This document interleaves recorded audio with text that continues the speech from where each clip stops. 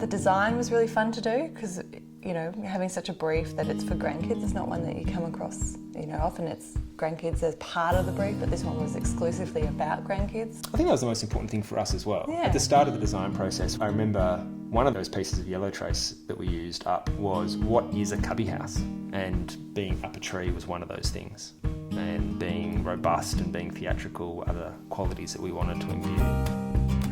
The outside design was reminiscent of a tree house, so timber was the material that we were able to express that with, but we sort of had these bands at the bottom, which was like the bottom of the tree, then sort of a branched area with leaves, and that's sort of the dappled effect of the holes that are punching through.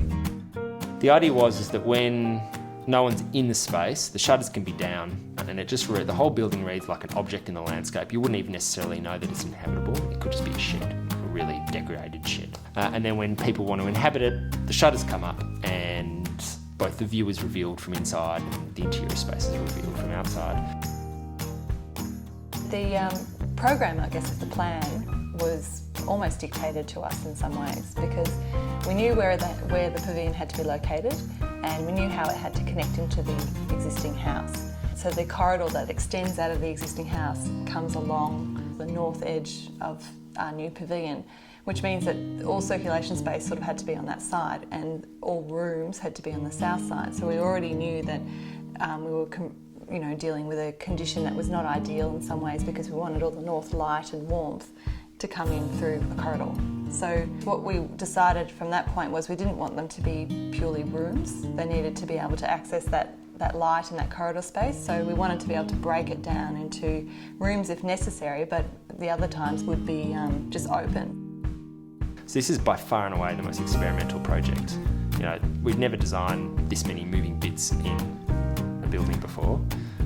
The biggest bits that move are external screens that act as shutters over the windows that are lifted up and down by a series of factory winches embedded in the walls. Theatrically inspired red curtains that are drawn out between the bedroom spaces and the corridor space that also act as solar blockout blinds, basically. And then a big, heavy, it's almost a wall that pulls out of this wall just here to create the separation between the two rooms. Detailing is something that Warwick and I are particularly passionate about. So much of the detail that we've resolved is done through the construction process. There are certain older architects still practicing in Australia that we admire greatly, who do most of their documentation on site as they go on, on bits of timber stud work and so on. And that kind of freaks us out a little bit, but you needed to do that here because we were working out some of the stuff as we went along. The real challenge for us was the integration between the windows and all the steel framing for the shutters. Yeah.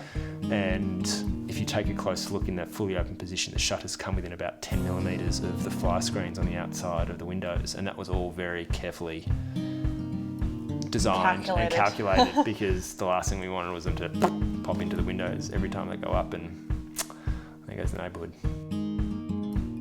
So we did a lot of research into every material and system that we were using in this building, and one of the things that we were interested in was overcoming some of the lessons that we had from the original building, which used a lot of timber window frames, which have never quite stood up to some of the really powerful winds that rip through the site. And so the idea of using a system that would be really robust and would never need painting again and would just work perfectly forever, essentially, was really attractive. We've used AWS windows before, and they're not fussy, they're really sharp and simple, and we looked at a series of different products, but that was the one we ended up coming back to every time because it just looked so schmick. It was a huge learning curve for us. A tiny little building, it's like 59 square metres, but it's packed full of goodness, and that goodness took a lot of work, a huge amount of work. So it was a labour of love in many ways. Yeah.